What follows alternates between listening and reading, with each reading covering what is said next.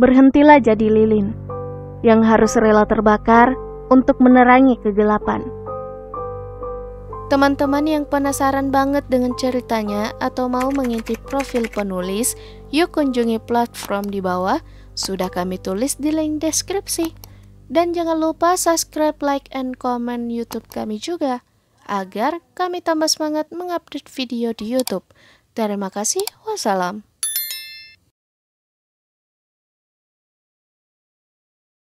Bagian 15, aku percaya.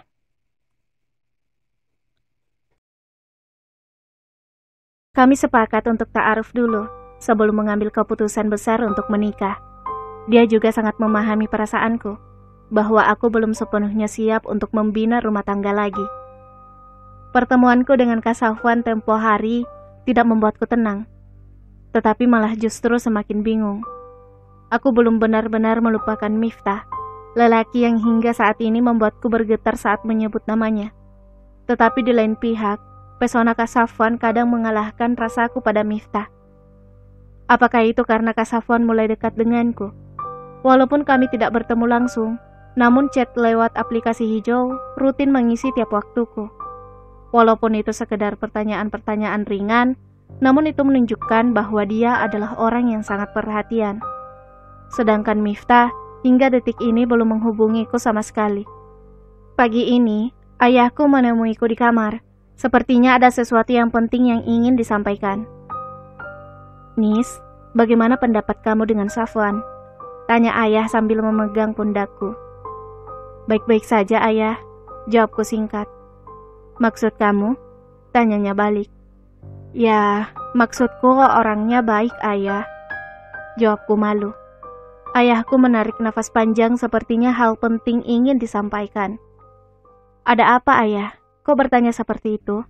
Tanya aku penasaran. Begini. Beliau berhenti sejenak. Aku menunggu dengan hati yang berdebar atas apa yang akan diucapkannya. Kemarin, ayahnya Safwan menelponku. Beliau berharap kalian segera menikah, jika memang saling suka. Lututku lemas seketika.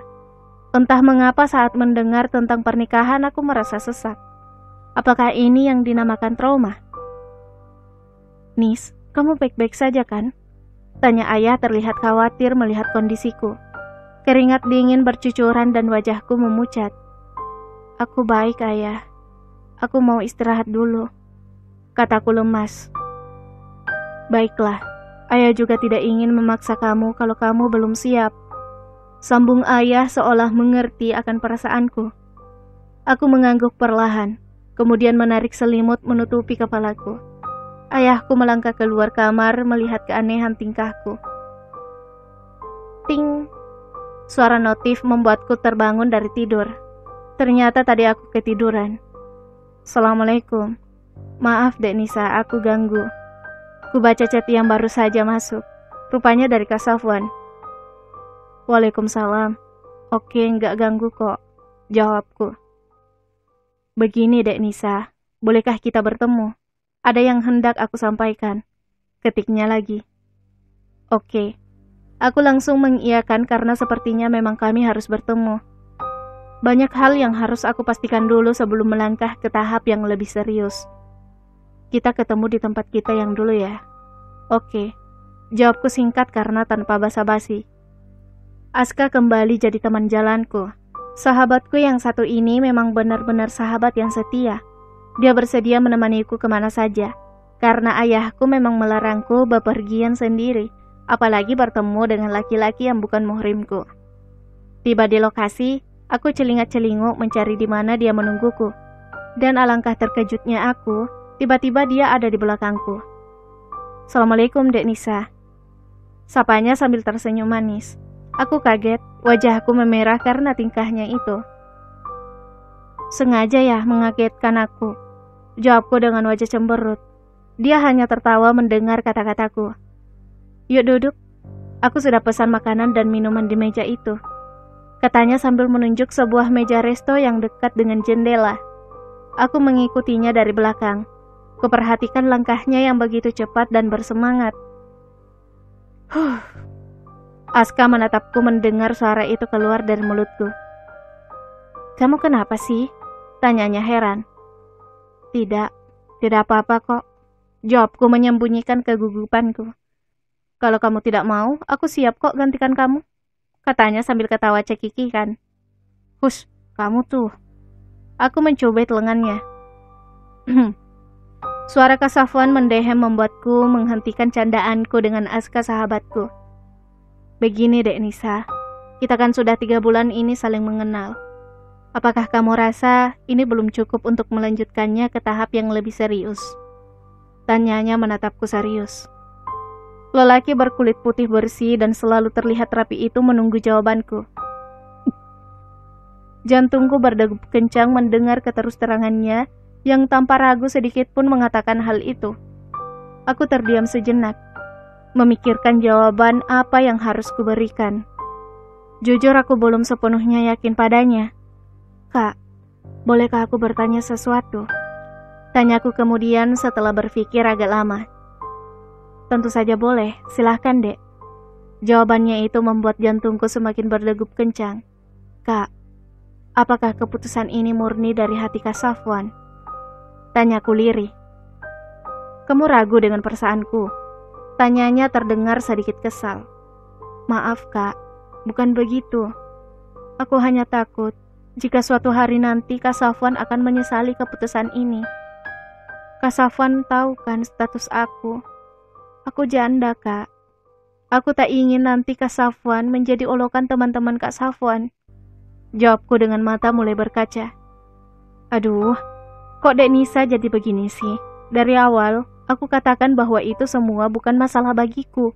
Ini murni keputusan aku. Jawabnya tegas. Ia kelihatan agak panik melihatku menangis. "Sudahlah, Dek Nisa jangan memikirkan hal itu. Sama sekali aku tidak mempermasalahkannya. Dan sebenarnya, aku jatuh cinta dengan Dek Nisa jauh sebelum Dek Nisa mengenalku." Jawabannya itu membuatku terperanjat kaget. "Maksud Kak Safwan?" Tanyaku heran. "Ayahku dan ayahmu sudah kenal sejak dulu. Ayahku sering bercerita tentangmu, termasuk semua kejadian yang terjadi pada Dek Nisa setahun lalu." Dia berhenti sejenak, kemudian memikirkan kata-kata yang pas untuk disampaikan. "Ayah sempat memperlihatkan fotomu padaku saat aku masih di Mesir. Beliau menceritakan kisah Dek Nisa padaku," ucapnya tenang. Aku mendengar semua itu dengan perasaan tegang. Dari cerita ayah, aku yakin Dek Nisa adalah wanita yang kuat dan sabar. "Aku butuh wanita seperti itu, Dek," lanjutnya, sambil menatapku penuh keyakinan. Aku mengalihkan pandanganku. Aku tak kuat memandang matanya, dan aku takut itu akan jadi dosa bagi kami. Lagi pula sepertinya air mataku sebentar lagi akan tumpah mendengar semua penjelasan dari lelaki tanpa nitu. Tapi aku tidak sekuat itu, Kak. Aku rapuh. Jawabku sambil menunduk. "Aku yang akan membantumu bangkit, Dek Nisa. Percayalah." Mendengar jawabannya itu, keyakinanku sedikit muncul dan merasa bahwa dia bersungguh-sungguh. Seminggu berlalu sejak pertemuanku dengannya. Ayahnya datang melamarku dan ingin menyegerkan pernikahan kami. Beliau mengatakan tidak baik terlalu lama berta'aruf, takutnya jadi fitnah. Aku mengajukan syarat untuk mengadakan resepsi secara sederhana, dan itu disambut baik oleh kedua belah pihak. Hari pernikahanku telah ditentukan. Orang tua kami sibuk mempersiapkan semuanya, sementara aku berusaha menata hatiku untuk memulai kehidupan yang baru. Dan aku berharap rumah tanggaku kali ini sakinah mawaddah warahmah.